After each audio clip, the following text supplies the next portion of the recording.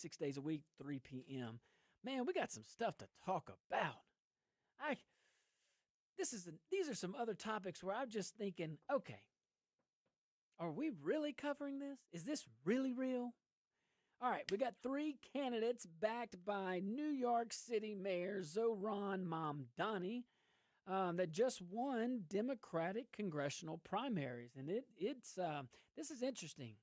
I think the story is starting. I think it's starting to develop in a way that maybe we wouldn't have imagined 7 years ago, 8, 9, 10 years ago. I mean, right now, socialism, I don't even think you say it's knocking on the Democrat Party's door anymore. I don't think it is. I mean, socialism is moving into the living room. It's getting really, really comfortable over there at the DNC. And that's what happened yesterday.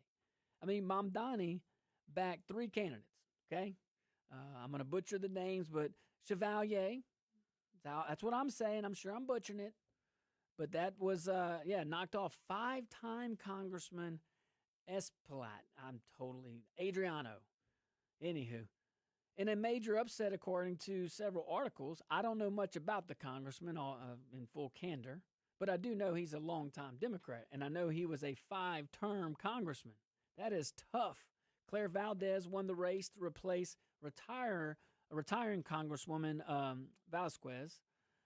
And let's see here. The comptroller Lander, he defeated sitting Congressman Dan Goldman. By the way, Dan Goldman, just to put this in perspective, okay? You got Lander over here, Brad Lander, New York City comptroller. Big endorsement by all the biggies. You got Zohran Mamdani over there. Real extremes. Well, I don't know. We thought. It's extremes to most of your Democrats, just not to the Democrat leadership, okay? But this guy, Brad Lander, he's the comptroller, New York City, very big deal, I hear, but still. He defeated a sitting congressman. And Dan Goldman was one of President Trump's and is one of President Trump's most vocal critics and a man closely associated with the impeachment efforts against Trump. That guy was defeated by an open socialist backed by open socialists. Did anybody see that? Maybe yes now. Maybe. Did anybody see that 5 years ago? I didn't. I mean, those are real names. Those are real seats. And in New York, look, winning the Democrat primary usually means you got a great chance of heading to Congress. So that's why this is very, very, very, very interesting and very, very much matters. I mean, these weren't Republicans losing now, okay? Yeah, these are blue districts. I get all that. These were establishment Democrats getting beaten from the left. And that tells you something about where the Democrat Party is heading. I mean, what I have read about Miss Chevalier campaigned on things like abolishing ICE, not playing around with the budget, abolishing ICE, ending deportations. Well, that's a great policy. Expanding government-run health care. Claire Valdez is a member of the Democratic Socialists of America. We got any DSA lovers out there? You raise your hand? No? What about you, Parker? Have you been attending any of the Democratic Socialists of America meetings? Unfortunately, I have not. Good. Parents are teaching you right. Brad Lander, again, this is all what I'm reading about. Some of these guys, I don't know too much about them, but former DSA member himself, okay? And part of the progressive wing that has been gaining a lot of power over the last few years. When you look at the Democrat Party, I mean, this ain't your daddy's Democrat. This ain't your grandfather's Democrat.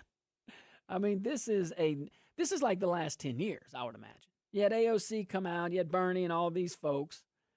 But it's, man, these candidates that I just rattled off kind of make Bernie Sanders a moderate.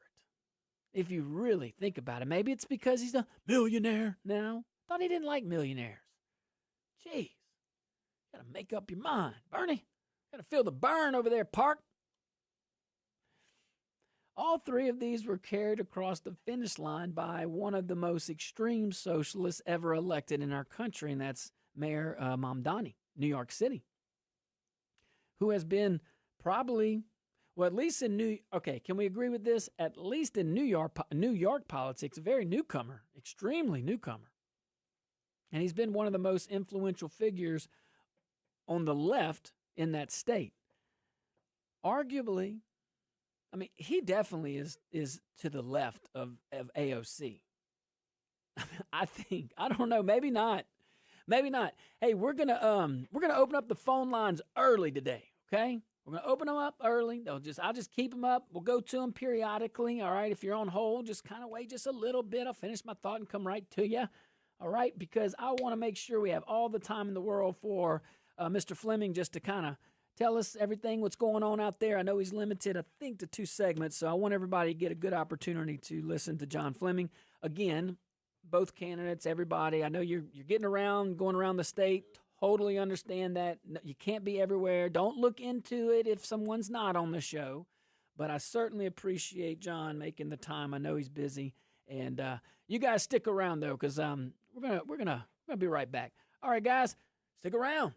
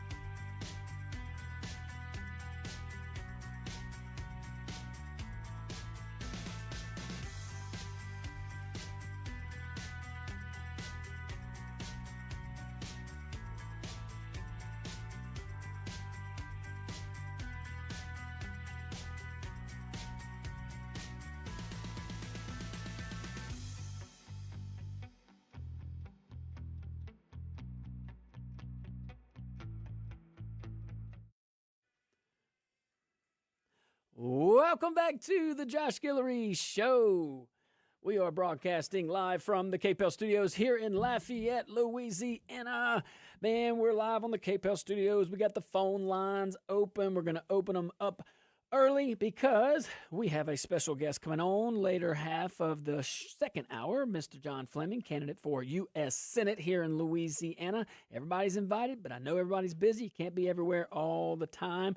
Totally agree with that. Go visit my friends over here at Giles Nissan, Opelousas, Lafayette. Hey, man, go check out. They still got fresh line of 2026 in there. You know they're gearing up for 2027. Yes, it's already that time in the industry. But I will tell you this, Giles Nissan, Opelousas, Lafayette, I've been big on this Pathfinder. I'm telling you. But they have so many more models than that. And you know the service over there at Giles Nissan. It's going to be first class. When you drop off your Nissan over there, their crew over there, they are going to make sure that they give your vehicle back better than when you left it off. They're going to clean it. They're going to do all the service. They're going to take care of you. Go visit them. Giles Nissan, Opelousas, Lafayette. All right, we're going to go to the phone lines. Let's see here. Caller, you're live on the Josh Guillory Show. What's your name? Where are you calling from? Hey, Josh, it's Will from Lafayette. How are you? What's up, Will? All right, remember that Long number. time. That's right. Long time no talk. Hey, listen, so, what happened up in New York is indicative to what's happening all over the country. But now they're just being honest about it. Now they're just coming out and saying that they're communist. And what scares me about that is they're being honest about it, and the message is resonating with younger Gen X's and Gen Zers. If we don't step up and fight this communist fight with truth and light, we are going to lose our country. Yep. 100%. Man, I love when Will calls in. I think he meant younger Gen Y, millennials, and then Gen Z. Okay, which one are you, Park? You're Gen Z.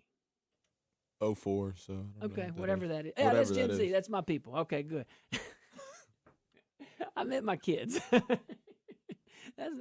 Two of them were born 04. Anywho, all right. So, yeah, that's it. But. Remember the early part of the 20th century. There was a big push. There was a big push for, far left agendas. There was even, look, I get confused on the far right, far left back in the day, but there was a big Nazi push, okay? Big push for Nazism here in the United States. And it could probably be argued that it was the younger generation. But what Will said was absolutely correct. And if we remember what Ronald Reagan said, we're just a generation away. We're just a generation away from losing it all, from losing democracy. We're celebrating 250 years. That is fantastic. That is fantastic. All right, let's see here. Let's go to Sean. What's up, Sean? Well, I don't want to include Will in anything I have to say, but I've been talking about that 19th Amendment for a little while. These young, educated white women who are doing a real good number on the rest of us. So. Sean, you better watch it. You're about to get it. Oh, I'm gonna take it too. But I'm just saying what I see. No, but anyway, what I really wanted to say is I heard that Cassidy was in the Oval Office today, and him and Trump went down to it, Kat. I don't know exactly what was said, but I would like to see that video. I would think something about Trump saying that you don't have a job anymore, and put these on your chin and see how they feel. Boy. All right. Thank you, Sean. Appreciate you. All right, let's see here.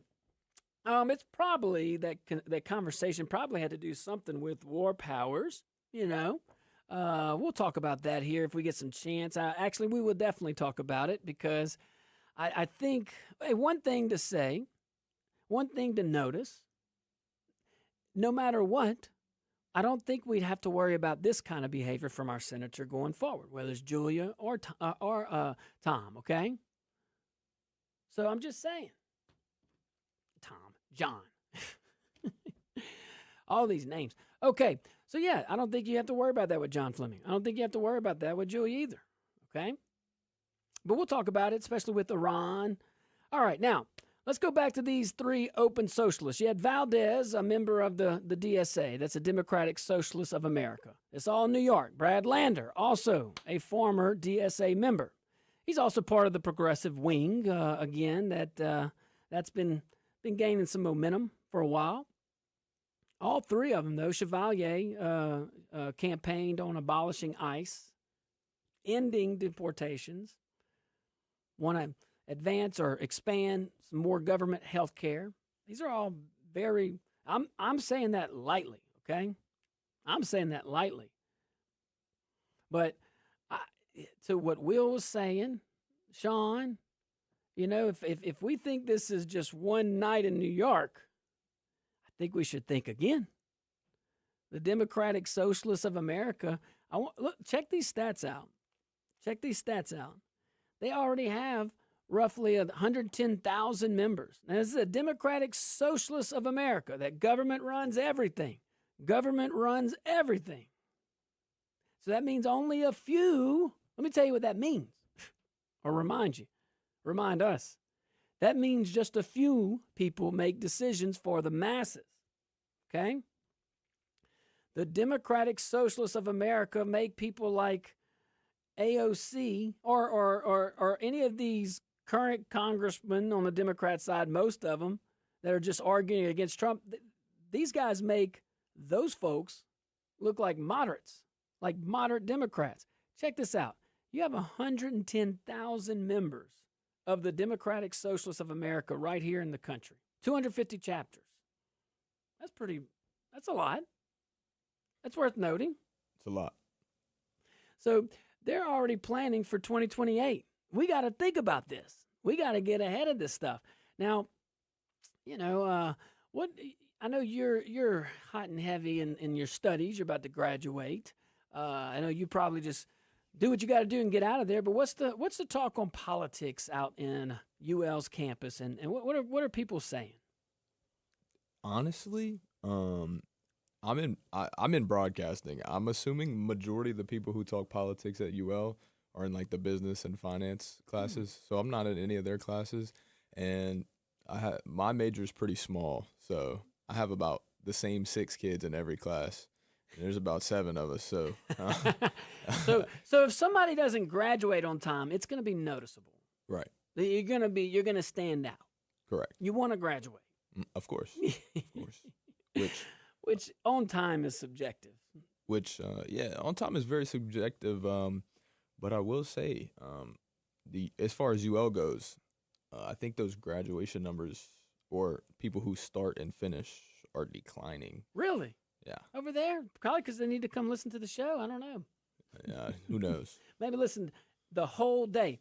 Look, yeah, I'm always curious on the younger generation, if we have to say that. I just think it's all phases. I think that humanity repeats itself over and over and over and over, and it's just generations go through the same thing.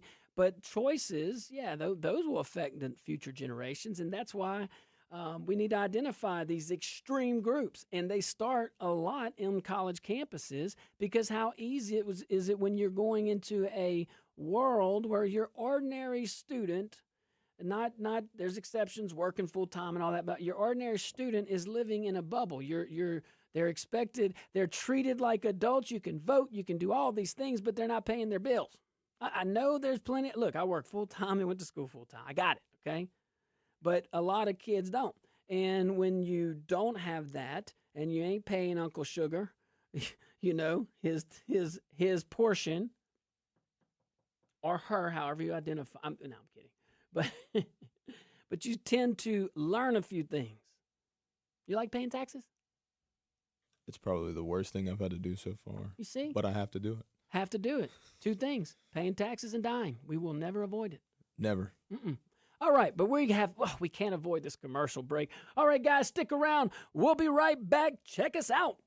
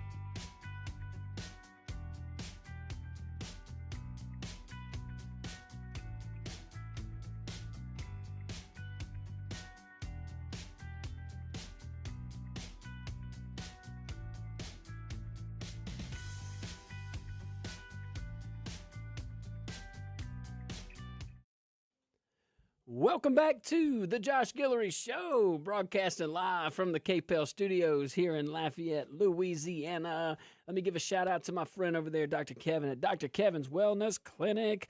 Man, 983-CARE. Go talk to him about all your questions on wellness, anything. You got issues on blood pressure, you got maybe your whatever, thyroid. I mean, I don't want to butcher it, but I do know this. Me being a lay person, I know when I walk in there, if I have questions, they answer it. If they don't know, they get me in touch with Doc, which is fantastic, or Chris.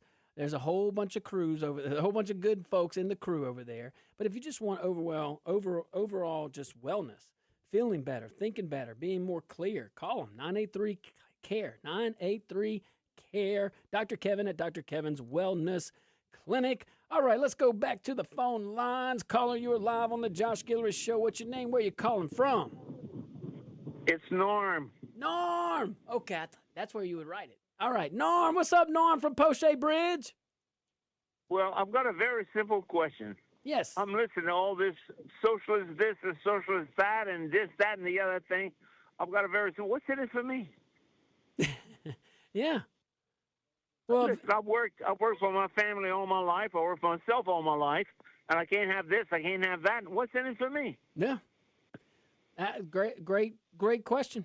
Great question, Norm. Always. Love my boy Norm from Poche Bridge. That's a good question. I think another good question is, if you take it's socialism, if you're taking all of the resources from the producers and you're giving it to the non-producers, at some point, where are you going to grab it from? If your goal is to make everybody equal, but not everybody is participating equally, then that is not a very healthy system. Just some things to think about. Now, on that note, very, very interesting. I want to wrap our bow on the DSA, but those numbers, 110,000 members and 250 chapters, that's a lot. That is a lot. But let's see here. Let's see what that means, though. Because we spent a lot of time on that last topic. Talking about these three particular socialists, and there's self-identity. There's no qualms about it. They identify as socialists. They're the socialist wing of the Democrat Party. But according to Politico, again, the Democrat Socialists of America, they have been organizing since 2008. Lots of folks around more than 100,000 members. I get it. That's not a major party, but it's also not anything to laugh at either. Because it wasn't too long ago where that was just a few. They're sending surveys, by the way, to the DSA. They're sending surveys to those particular chapters, those 250 chapters around the country, and they're asking them, hey, who should we put on the ballot? Who should we run as president? I mean, these guys are organizing. They're talking about millions of hours of door knocking, grassroots like there's nobody's business. Who's funding all this? It's not the 100,000 members. I'm telling you, a ground game is hard. A ground game in a campaign is hard. I always appreciated my volunteers and donors. I get all that. But, these volunteers that go out to these campaigns, sometimes in the blistering cold, I would imagine in the Northeast over there in New York, or in the blistering heat here in South Louisiana. I mean, that takes a lot of motivation to give up one of your most precious assets, which is time. Giving up your treasure's big too. I get it. But who's funding that? Because this is not an organic movement, this grassroots campaign. It's funded. Okay. Who's paying for it? We don't know. We can speculate. Soros and all those guys. But it's probably not like Young Conservatives of America. Probably not. I don't know if that exists, by the way. Maybe we could start it. We've got 2 members right here. Make it under 44. All right. But look, they're talking about putting the socialists on the presidential debate stage. I mean, I don't know if they're intending to put them up within the party. It seems like right now their fight is within the party. It's only going to be a matter of time, and maybe it's already there in places like New York, the state of New York, where it consumes the party. The Democrat Party is at a crossroads. Are you going to accept this or not? You've been flirting with it, with your AOCs. You've been flirting with communism and socialism, Bernie and all those guys and gals. But are you going to, at some point, because the numbers are growing, you have to make a decision. You have to make a choice. But they're building. All right, let's go to a different topic here. Debit cards. All right, debit card fees. Well, we got a call, and I'm gonna take this call before we get in there. After this call, though, we'll talk about debit card fees. They're going away effective August 1st, local here in Louisiana. So let's go to the caller. Caller, you are live on the Josh Guillory Show. What's your name? Where you calling from? Hey, this is John, your cousin from Opelousas. What's up, cousin? How you doing, John? Man, I'm truly blessed and I'm highly favored, brother, to be able to talk to you. Oh, vice versa, brother, vice versa. What you got today? Well, we was talking about the communist Democrats. Well, these kids that went to college and got $200,000-$300,000 and all these other people, they looking for something free. And, if you down and out and you ain't got nothing else, you got to go to work. No, I don't want to do that. I just want something free. But it don't work. Somebody got to pay for it, and they don't understand it. You talk about ill-informed voters, they're very ill-informed. Hey, look, John, I appreciate you, brother.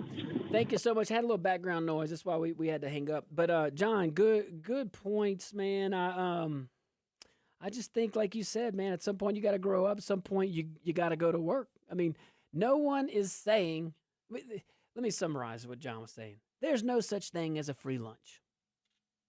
Someone's going to pay for it. In the law, we have a principle, unjust enrichment. No such thing as a free lunch. No such thing as a free lunch. All right, let's go to this little topic here. I'll start it. We'll take a break, come back. But so beginning August 1st of this year, Senator Beth Miesel's bill goes into effect. All right, that's with the debit card fees. And after August 1st, or as of August 1st, businesses in Louisiana won't be able to add surcharges to debit card transactions.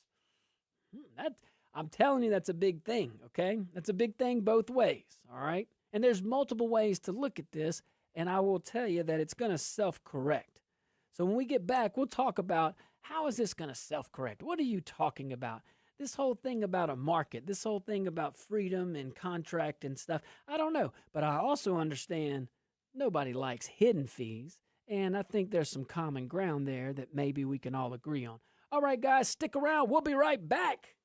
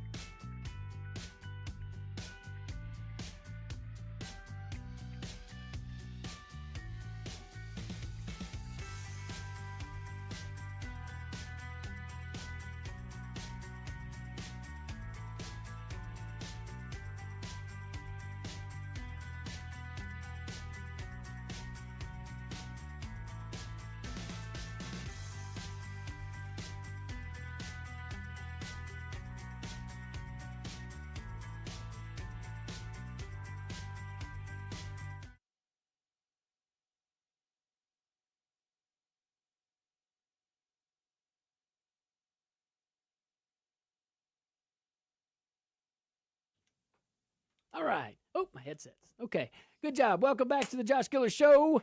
We are broadcasting live from the KPL studios here in Lafayette, Louisiana. Go check us out at rumble.com. I certainly appreciate all the folks chatting over there. That's Real Chat, Angry Vulcan. Let's see. We had some other folks up top I didn't see. It's you guys just come on down. Join us on rumble.com. All right, guys, we got John Fleming, candidate for U.S. Senate. He'll be on the show later in the second hour, 4:30, I believe. He'll come on for the last two segments. Again, we welcome all the candidates for Senate to come on. Don't look into it if they don't come on. It's a statewide election. It's the last few days. That thing's getting hot and heavy. Well, it's been hot and heavy. I'm so ready for it to be done. If I get another text message throwing some shade, geez. I think that's the point. And I don't know how much the candidates know about it or not, but it would be nice to stop getting it, especially Republican on Republican. What do y'all think that's going to do? I'm just saying. You can't just help a Democrat walk in. It's how we got a Democrat governor for 8 years. 8 years. Now, but to each their own. I just don't see the benefit of that. I don't see how you're helping. But that's more, well, everybody has their journey. All right, debit card fees. One more thought on that. Because you have to compare and contrast. I get all that. But I think everybody knows the difference between comparing and contrasting and then seeing this mess that we see. Are you getting these texts too? Are you getting all these commercials on the U.S. Senate race? You seeing that pop up everywhere, just throwing mud? Yeah, it's everywhere. Not even just text. It's on Facebook, everything. It's horrible. Hey, tell us what you want to do. To me? No. It's, yeah. Well, you got the solutions? Just get off your phone. Oh, your solutions was how to deal with it. Oh, hey, yeah, Parker, I love you, man. That's very pragmatic. Just get off the phone. Yeah, go find something to do. Yeah, go pick up a ball. Yeah. Play some basketball. Yeah. Me and Mr. Blue Wave are going to go fishing. Yeah. You can't hear fake news if you don't look for fake news. I like that. All right. But, yeah, you got to compare and contrast. There's nothing wrong with bringing out truth. There's nothing wrong with highlighting things that maybe they're perceived as negative. I get all that. And then there's what we've been seeing. And you got all these outside groups, and I know the candidates are supposed to not know, but the same circles run with each other. It's hard to avoid it. But let's go back into Louisiana policy and politics. All right, beginning this year, August 1st, Senator Beth Mizell, she authored a bill that won't allow businesses to add surcharges to any debit card transactions. And again, I think a lot of folks can see why she did that. Nobody likes hidden fees. You know, you look at a price on the shelf, you get to the register, you understand taxes, but suddenly there's another 3 or 5 or 7% tacked on that you didn't negotiate. You didn't even know. People don't like that. You don't like that, do you? I don't like it. Not at all. Mm-mm. Yeah, you're finally got enough money to take that girl out for dinner. Thank you. And then boom, you don't have enough. You calculated your tip, you paid for your meal, and then this. That's kind of embarrassing. You didn't calculate that part. Right. I would have brought cash. Right. Nobody likes the hidden fees. Consumers typically, and customers, when you negotiate, you want transparency, and I get all this. But here's something else that people, maybe folks, when they wrap around in the legislature, maybe ought to understand a little bit, okay? And this is just the reality. I'm just laying it out there. Government can decide who writes the check. Absolutely. 100%. We have 250 years of examples of government increasingly growing and telling us what to do. So government can absolutely decide who writes the check, who pays for it. But government doesn't make the bill disappear. It doesn't make the invoice go away. Visa still gets paid. MasterCard still gets paid. Banks still get paid. Processors still get paid when you do a debit card. There's a middleman. There's a processor. The cost doesn't vanish. All the government does in this situation, it's just something to think about. It's a great intention. Most people probably love this, okay? It's just something to think about. Just something to think about. Because this is going to increase costs. I'm just telling you. 5%, 3%, 7%, whatever the average of the business owner's cost would be, it's going to be passed on. So now instead of the folks using the debit card paying the fee, it's going to be everybody paying the fee. That is just how it's going to happen. I'm not trying to be a Debbie Downer here. I'm just trying to say that's the game. When government gets involved, it will change things. But we'll talk about it. We'll process this together. But the cost doesn't vanish. The cost just moves. And that is where the private sector adjusts. And it always does. You add cost, we adjust. It's what happens. We, the people, we adjust in our family budget. We adjust in our personal budget. If we have a business, we adjust. Everybody's going to adjust because government just put its thumb on the scale. And I don't think in the small order either. A CPA can raise his fees now or may raise his fees. An electrician, a plumber taking on that square, the plumber's going to have to pay that now. Landscaper, you pay anybody got landscaping for your business, landscaping for your house? Lawyer, dentist, they may raise their fees. Mechanic, local boutique, you know the examples. Restaurant down the road. See, business owners sit down every month and look at revenue and expenses. That's just the reality. When expenses go up, they have three choices. Charge more, cut expenses, or make less. And most businesses, especially business owners who work 70, 80 hours a week, probably not going to choose to make less forever. I mean, how many business owners, I'm raising my hand, has gone months without paying themselves so that your employees can be paid?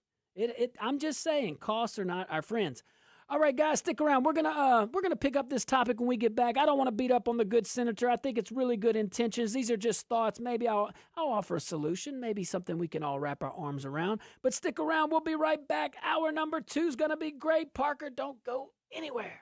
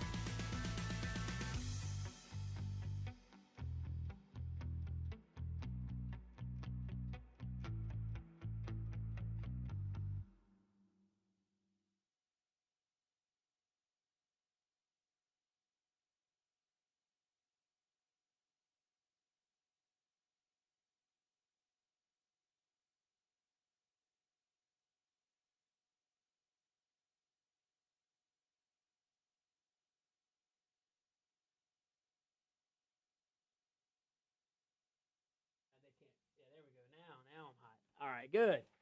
What's up, my folks? You see my levels going up? All right. Not on radio because you took the program button off. Mm-hmm. Yeah. This is just going to our streaming guys. So this right here, when you press that program button, when that program button's not lit, the radio audience doesn't hear it. You see what I'm saying? But these folks, our people on streaming, they can hear us. What's up, my Rumble folks, my streaming guys, all and gals? Hey, I like that chat. You guys are doing a really good job. My boy Parker over here learning the ropes, which is kind of scary because y'all know I've only done this a few times behind that producer thing. First time that Parker's done so much better than I did. First time I was on, and it was a great segment. No one heard it. I think Rumble may have seen me, but nothing. So, hey, look, I want to stick around, though, because we got Secretary of the Treasury, John Fleming, my dear friend. He's coming on at 4:30. Got a lot of interesting messages and calls after my dear brother, Clay Higgins, came on. And look, man, Clay's my boy, man. And we just well, I try to stay out of the races, but it's okay to disagree is what I'm saying. And I will say that, and that don't look into that. I like Julia Letlow and I like John Fleming. I think just my limited experience working with both, very limited, very, very nice people to me and my staff at the time. With John, he was the deputy chief of staff, and he was introduced to us as the deputy chief of staff. I met with him in the Eisenhower building, right at the White House, and it was me, my CAO, and several other folks, and we talked about opportunity zones that President Trump had created to help lower income folks, like really, really blighted areas where there's no areas that you want to revitalize. I'm going to use a liberal buzzword locally I've been hearing lately. But anyway, I'll speak the language. And then Julia, we had her office. She had just got in we didn't serve that long together, but a few times we had to interact in infrastructure, I-49 being one of them. And that was helpful. That was pleasant. So you'll just click through traffic unless you want to do it. Nah. Well, I don't know the traffic report, do you? Here's our traffic. We're figuring out who's going to do the traffic report. Remember, we're not live anywhere but with you. So we appreciate your patience. But we're like, maybe we'll just say traffic. See, I could have done weather just now, too. Weather in Acadiana. Guys, it's June and the sun's out. What y'all think it is? Oh, let's see here. Yeah, just press play. See, traffic could have been like, guys, don't go anywhere near Johnson and Ambassador. Actually, it flows pretty well over there now. So, I don't know. 35. I was kind of lagging on Pinhook early this morning. 35,000 cars every day go on Pinhook. I did not know that. University is 30,000. Pinhook's tight, yeah. What car do you drive? Turn your mic on so the people can hear you. There you go. I drive a Nissan. Nissan, that's right. Look at my boy over here, Giles Nissan. This is what I could do. Yeah. There they are. The streaming audience like, would you please get off of this commercial break? Yeah, that's where I got mine right there. Point at it again. Yeah. That's where I got mine. That's where Park got his. Go Giles get it. Nissan went to Opelousas or Lafayette? Lafayette. Good. All right, guys, we're going to go back live here. Appreciate you.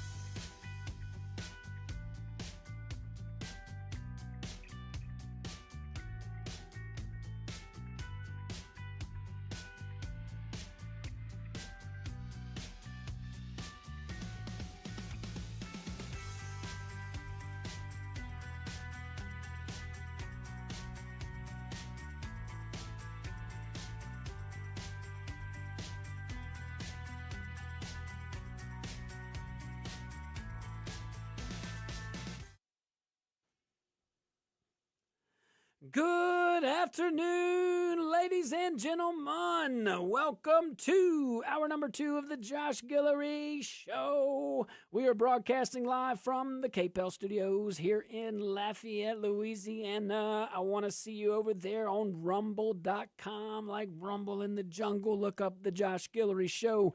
I'm in studio, still remaining your very grateful host, so thankful. And also in studio with me, my man over there, Parker. What up, Park? What's up, Josh? Man, I'm just chilling. Me just too. hanging out with my people. Yeah, me too. That's good. I'm glad you're here. I'm glad I'm here. All right, let's see here. We have John Fleming, candidate for U.S. Senate. He is coming on the show at the bottom half of this hour. All candidates are welcome. Don't look into it if they can. This 64 parishes on the final stretch. We get it. All the things. Hey, shout out to our Rumble chatters. That's Real Shaz. Y'all go check out That's Real Shaz podcast on Rumble as well. I love it. Angry Vulcan, my friend over there from Indiana. I like that. Don Ho. Let's see. Go back up. I want to see what it says. Let's see. As a fellow vet, the bing, bing, bing, beep.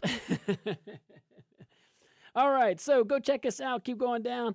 All right, Don Ho, appreciate you. Beans-O-Matic. Oh, yeah, look, hey, it's a fair question. Why did Trump endorse a pro-carbon capture dark money candidate? Well, you know, I say it's a fair question because I've heard it around. Any Julia Letlow fans that want to call in and object to that, feel free to do it. Phone lines are open, 232-1542, 844-766-6607. Like this, though, Beans-O-Matic, government-mandated changes and our charges always get passed on to consumers in higher prices or else businesses close. It's not that the business wants to pass on the 5% or the 7% or 3% or whatever it is onto the consumer. It's that costs must be paid. And then and then you have to take, I know this sounds elementary, but really, if we break it down, the business just has to bring in enough revenue to pay those costs and then also pay the employees and pay themselves a reasonable profit. Nothing wrong with doing that. You have to have incentive to work those 70 or 80 hours a week. I'm telling you, if you go to my calendar any day of the week, it'll be filled. We're blessed. We stay busy. But whatever's on my calendar, you could probably almost double it. That's how much I'm doing because it's not documented. You're running a business. And I'm so small compared to some of these other folks. Like, trust me, I got a small operation compared to these guys and gals that have hundreds. Like Dino's and Prejean's, for example. They got a lot of employees. You got 3 locations with Dino's, 2 here in Lafayette, 1 in Henderson. Prejean's, you got 1 in Broussard, one in Karen Crow area. In the Crow, those guys got employees. They got to pay some stuff. Can you imagine? So, and maybe restaurants aren't a great example, but we got plenty of great businesses here and great businesses in your respective viewing and listening cities and parishes or counties. Now let's go up to the Senate. Now this is in the Senate, or this is in Washington right now. Our friend Bill Cassidy. Senator Bill Cassidy, he wants Congress back in charge. Okay, fine. But can we be serious for a little bit? Bill Cassidy has joined Democrats and 3 Republicans this week, it's the normal ones, to pass a resolution. Watch out, boys and girls. There's a resolution being passed. Everybody just shaking your boots. Cassidy joined Democrats and 3 Republicans to pass a resolution telling President Trump to end military action against Iran. I'm going to show you who's the boss. Mean, bad orange man. The resolution doesn't force anything. It's symbolic, but it sends a message. That's what they say. And you know what I say? You ain't kidding. It does send a message. It sends a very big message. Senator Cassidy says he believes the original mission failed to achieve its objectives. Mission ain't over, Senator. The president and the administration gave the guys 60 days. Am I missing something? How easy is it for you to sit over there and say this? Get your minutes, though. Get your clicks. Get your clicks with your click. Different spellings. Senator Cassidy, though, he says we failed our mission, our objective. You know, Congress, and I say fine, you can have that opinion. Of course you can have that opinion. Doesn't make you evil. Makes you wrong, but doesn't make you evil. Congress has a constitutional role. No doubt I am absolutely a conservative that truly believes in the constitutional provisions and principles given to us by our founders. I'm an originalist. I believe that we should interpret the Constitution as written with the context that it was written in. Feel free to disagree. I think most of us believe that war powers mean something in the War Powers Act. Not saying it was a bad thing. Not saying, but now it's political just like everything else.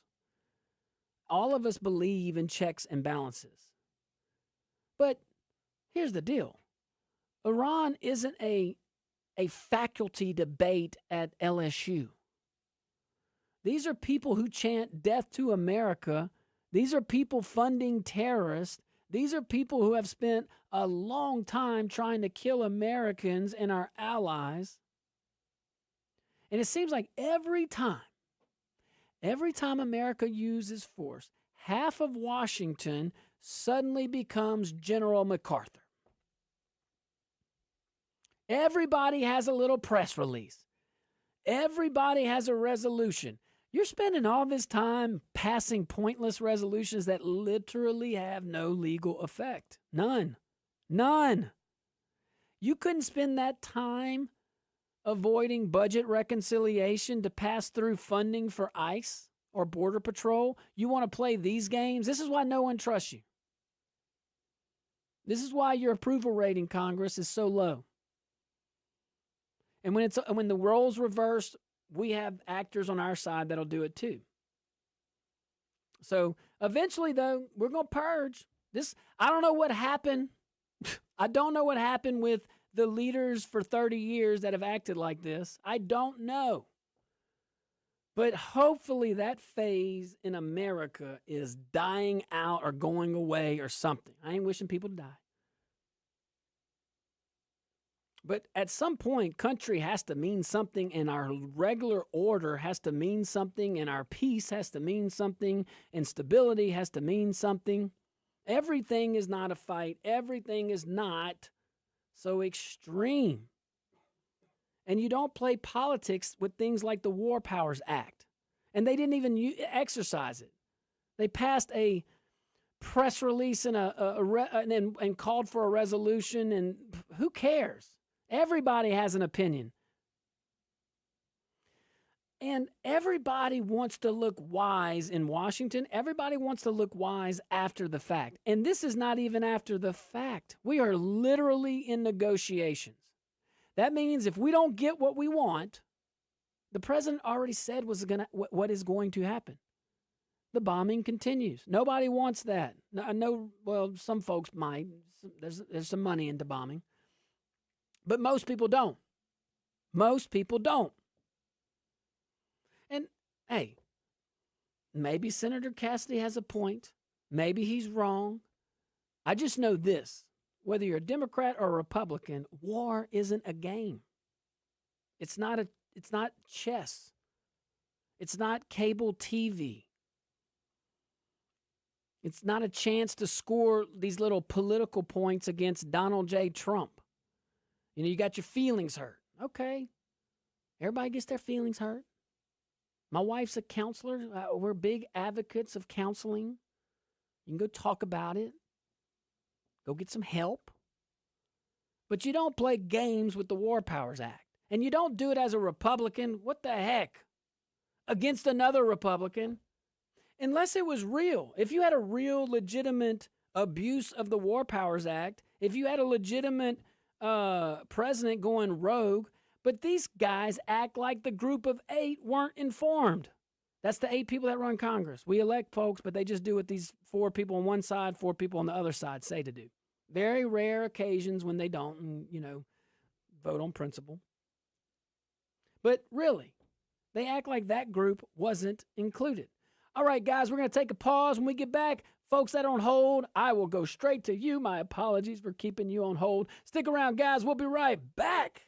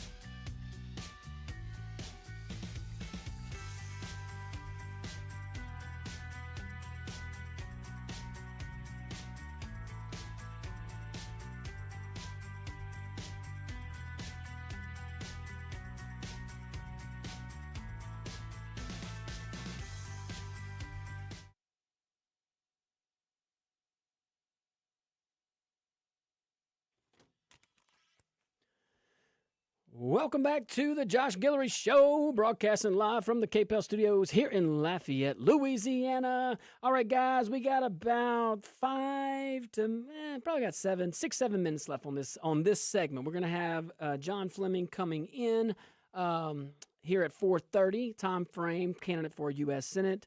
Running against Miss Julia Letlow, also candidate, U.S. Senate Republican nominee. All right, we're going to keep these calls very, very efficient. A lot of folks on hold. I certainly appreciate you. All right, let's go to Sean. Sean, what's up, Sean? Hey, man, it just broke up. You hear me? Yep, what's up, Sean? Okay, so all these, I disagree with you totally that, nobody wants war. No. Lindsey Graham and all these guys with industrial complex. Oh, yeah, they don't have any skin in the game. Lindsey, we don't know why he doesn't have children. We don't know. But Likes Disneyland? No one knows. Pink Bubbles. Who doesn't love Pink Bubbles, man? Yeah. But anyway, so he doesn't have any skin in the game, so he can send my kid off to war. Then California, okay, we went to war with the greatest power in the world because we had taxation and no representation. So now we have representation with no taxation because they are not paying taxes to America. If you go to Walmart on a Saturday morning and there's a Western Union in there, they are sending direct money to their families, and the American taxpayers, and no one's seeing that money. It goes directly. It's not taxed. And you know what? As far as John Cornyn and Cassidy, burn it down. I lost. I can't do anything about it. The people have said I'm a prick. I can't win. Well, now what? You know what? I'm going to take my ball and go home. But you know what? Nobody else is going to play today. So that's what's going on with that. And there should be a thing. There is a rule where you can't switch sides. I don't know. I don't remember what it is, Josh. But basically, when you're voted out, you can't burn the whole place down and change sides on what you were representing before. Yeah, I'm totally with you in sentiment for sure. It's absolutely, it's quite embarrassing what we're seeing up there. But hey, Sean, always bringing heat, brother. I appreciate you. Let's see here. Let's go to JP. What's up, JP? Hey, guys. Good afternoon. I completely agree with Sean there on the sentiment that it's really sad that Cassidy's going to go ahead and show his true colors now. You know, he was Trump, trying to get elected, and now that he lost, he is taking his ball and going home. What was on my mind was a little different, though, was this memorandum of understanding between us and Iran. And one of the things that bothers me is, you know, we've seen President Trump, man, take his foot off the neck of Iran. And I've been told it's just the beginning of negotiations. But Iran's already showed that they're going to out loud continue to fund Hezbollah. They're going to try to shut down the Strait of Hormuz. They're going to do these things and not follow this memorandum. We know they can't be trusted. My question is, what happens if President Trump decides to continue to take the peaceful route, to keep us out of war, to keep the economy going? How far are we going to let Iran go, and how much are we going to continue to let Iran make our president look like a fool as he continues to lob missiles into Israel and things like that? And the second part of that, and I'm going to hang up and listen to your response, is that real quick, JP. We already know that. Yeah, we already know Marco Rubio and Hexas don't agree with it. So I hope this doesn't cause a split in the future, where because I would like to see Rubio in there, and I don't want to see Trump take up for Vance because Vance is a yes man, and Rubio gets just kind of shoved out because he doesn't agree. So I'm going to hang up and give somebody else a chance, but let me know what you think about that. Thanks, JP. Hey, all excellent points. You know, one thing's for sure, I think we can most of us can agree, don't trust Iran. None of this is going to be forever. They're going to breach it. We're going to have to go back. But that has to be expected here. We can wish until we now maybe in the future that won't, maybe they'll tire out. I don't know. But right now This is a long-term war. We just have a president that understands they've been at war with us and we haven't been at war with them. All right, let's go to Mr. Bobby. Mr. Bobby, what's up? Hey, LT. You know, when I was in the Marines, I finally realized a couple of years ago it's not about medals and promotions. It's about brotherhood. That's why 50 of my relatives are voting for the Navy man. Make sure you tell him. Oh, Navy man's going to be on here in a little bit. Thanks, Mr. Bobby. Appreciate you. All right. All righty. Guys, we're going to take us a little break. When we get back, we should have Treasurer John Fleming, candidate for U.S. Senate. I was hoping some of my other buddies would call in. All right, guys, stick around. We'll be right back.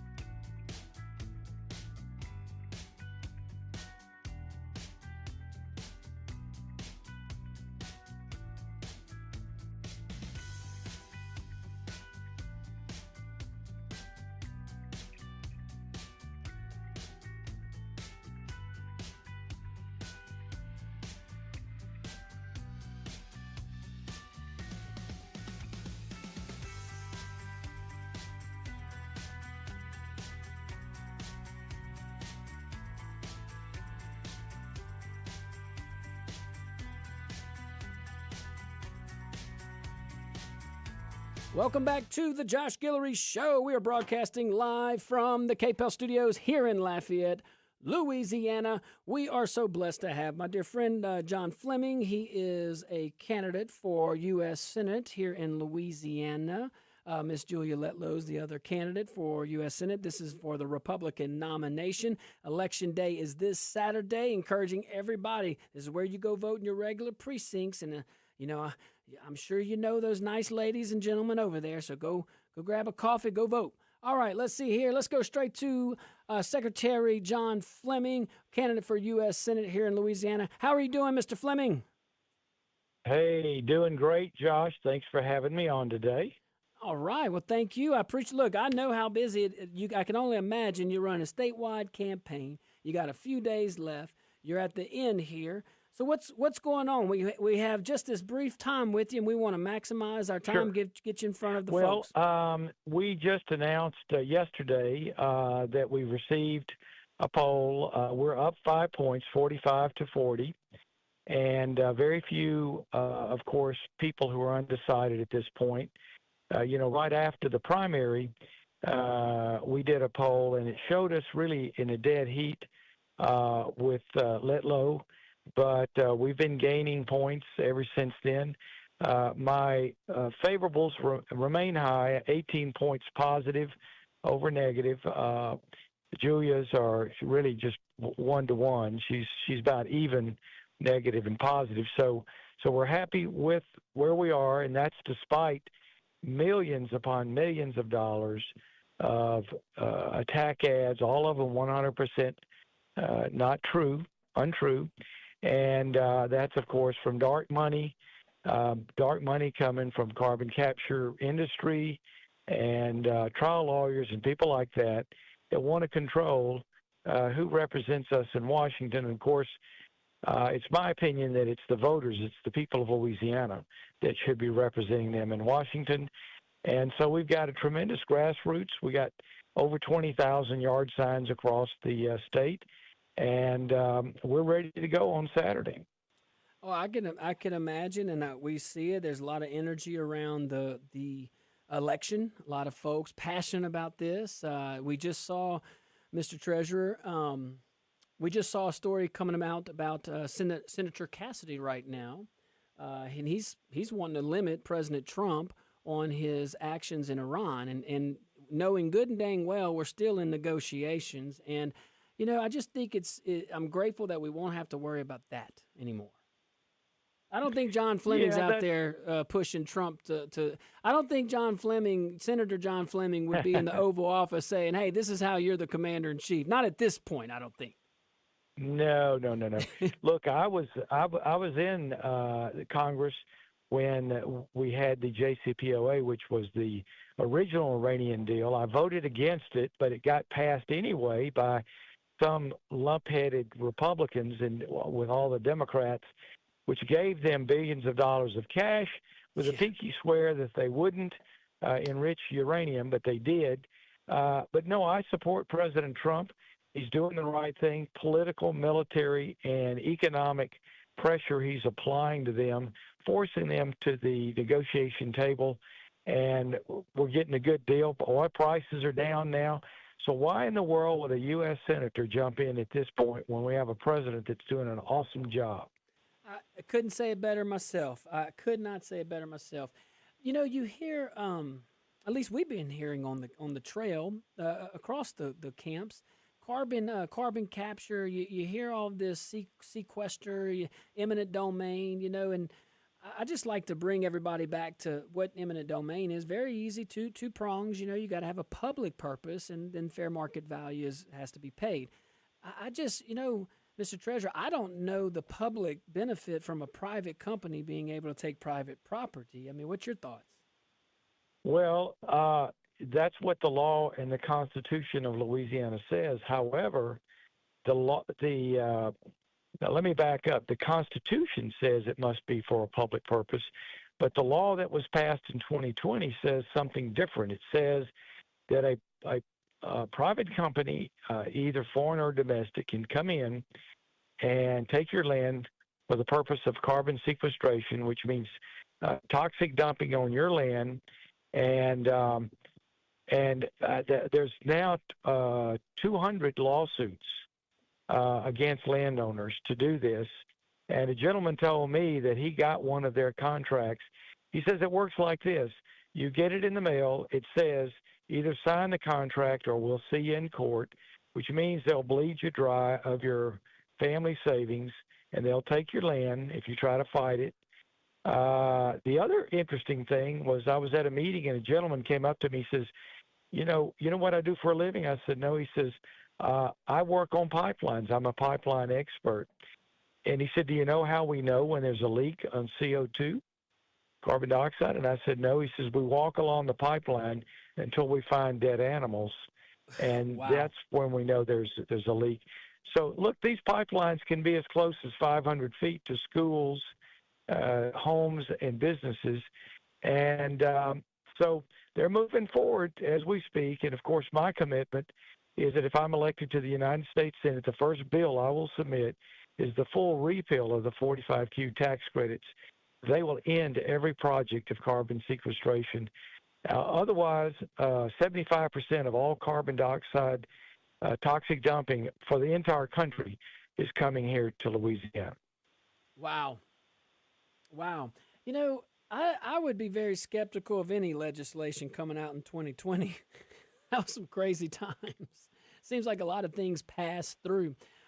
Senator, what do you, or Treasurer, what are you looking out there? You're on the campaign trail. You're talking to folks all over the state. How do you go from, you got 3 days left. I think I'm counting that right. How do you cover all these folks across the great state? Well, I've been campaigning, Josh, as you know, for over a year and a half. I've done hundreds of personal appearances, speeches. I do probably on average 5 interviews a day, TV, radio, podcast, and I've been doing this for a year and a half. Of course, my one opponent that I have now does rare events, takes no questions. I've challenged her to 3 debates. She's refused to debate me. People want to know what she has to say, but she doesn't say it. She has questions about her record that she needs to answer. I'm always happy to boast about my record. So anyway, but the work will soon be done. But I'm going to work all the way up to the last hour. Absolutely. So when you're think back to your time. A lot of folks don't realize you were in Congress before. You're a member of the House of Representatives. And we've talked, you and I, about your participation. You're a founding member of the House Freedom Caucus. You know, how did that come about? Because I have a feeling that some of those same sentiments, we're kind of fighting those same evils today, a little bit at least. Tell us, what was that like? Well, I think all Republicans, all conservative Republicans at least, have felt downtrodden over sending someone who has strong conservative rhetoric, like controlling the national debt and deficits and all that, and many other things, fighting for conservative causes, fighting for border security, all of that. And then when they get to Washington, or in some cases to Baton Rouge, and they vote exactly they say. And so when I was in Congress, 9 people came together, people like Mark Meadows, who was chief of staff later for President Trump, Ron DeSantis, who's now governor of Florida. We came together and we said, look, we're going to create a caucus of, say, 40 or so people, and we're going to hold accountable Republicans who are not acting like Republicans, or at least not acting conservative in their rhetoric, in their voting records. And so, and as everyone knows, I have on record 8 years in Congress, probably the most conservative voting record of anyone who actually served in Congress from Louisiana. So, that's me. I not only hold Democrats accountable, I hold Republicans accountable. Yep, as we all should. Principles matter. I always love, John, I love campaign conservatives, but I really love consistent conservatives even more. That's my take. Yes, because as I say, I'll just give you an example. Bill Cassidy, many people thought he would be conservative, and but as the years went by, he began to leaned more and more to the left. And then finally, of course, he voted to convict Trump in the second impeachment trial. And that was a disloyalty that could not be forgiven, unfortunately, by Republicans in Louisiana, because just before that, President Trump had actually endorsed him, for reelection. We know.